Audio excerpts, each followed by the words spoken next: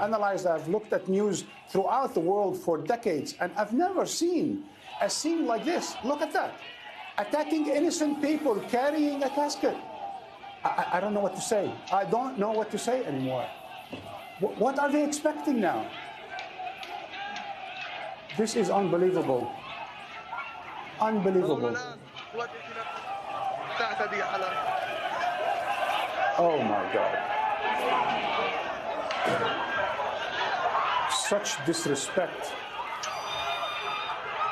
for the dead and for those who are mourning the dead.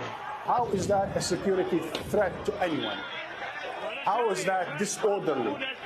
Why does that require this kind of repression, this kind of violence on the part of Israelis?